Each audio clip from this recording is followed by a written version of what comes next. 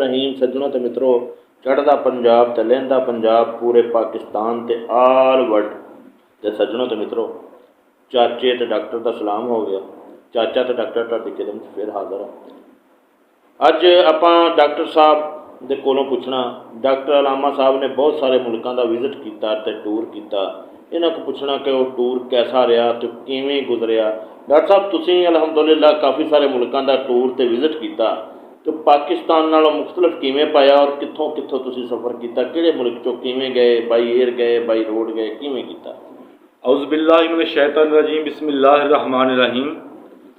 असीं जी पाकिस्तान दे विचों by air गए ईरान, ते ईरान दे विचों बाई रोड इराक, ते इराक दे विचों बाई रोड शाम, ते शारजा दे विचों बाई रोड असीं बाई एयर फिर गए असीं सऊदीआ, ते सऊदीआ दे विचों ताइफ दे विचों बाई एयर असीं दोबारा पाकिस्तान आए।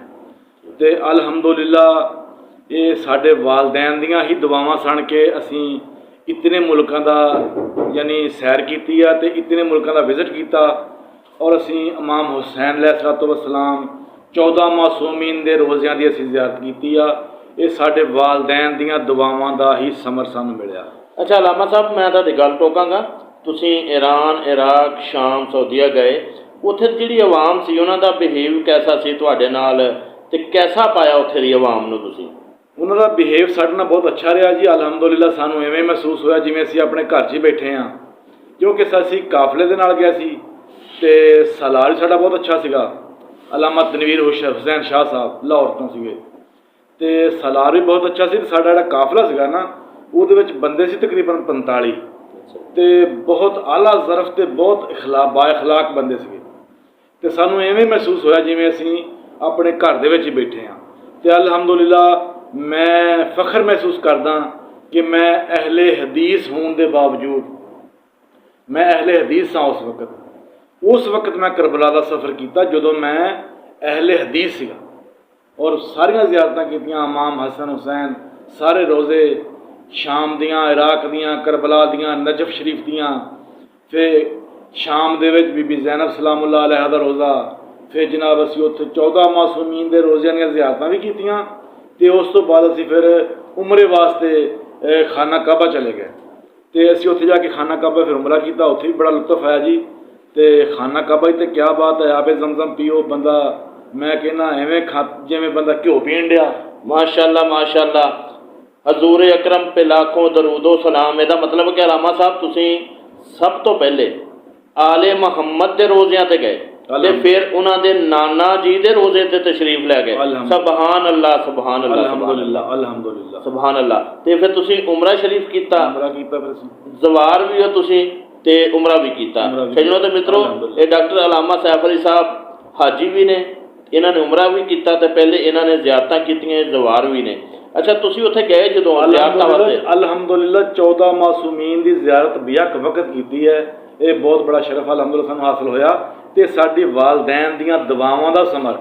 मैं पैगाम देना चाहांगा कि बंदियां नूं अपने औलाद नूं अपने वालदैन कोलों दुआवां लाजमी लैणियां चाहीदियां।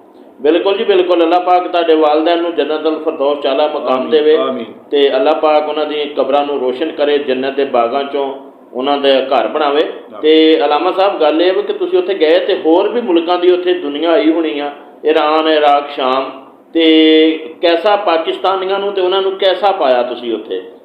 पाकिस्तानियां दा भी उत्थे जाके बिहेव बहुत अच्छा रहा, ते गैर मुल्कियां दा भी। सानूं ते उत्थे जिहड़े पाकिस्तानी मिलदे सी ना सऊदीआ दे विच या शाम, ईरान, इराक विच भी लोग कमाउण जांदे ने, सानूं वो बड़े खुश होकर मिलदे सी। उन्होंने तो इवें जिवें ईद दा चंद नज़र आ गया, यानी अपने मुल्क के लोगों को, वो लोग उत्थे दे जिहड़े बैठे ने बेचारे परदेस दे विच, वो अपने लोगों के मुल्क के लोगों को देखण वास्ते तरसदे ने। ते अलामा साहब मैं तुहाडी तब्दीली वेखी कि तुसीं यकदम ही जदों उमरा करके आए हो, ज़ियारतां करके आए हो, आउंदे ही तुसीं अपना तुहाडा मैडिकल स्टोर सी वो भी खत्म करता, ते अपनी जिंदगी जिहड़ी अवामी खिदमत वास्ते सर्फ कर दित्ती।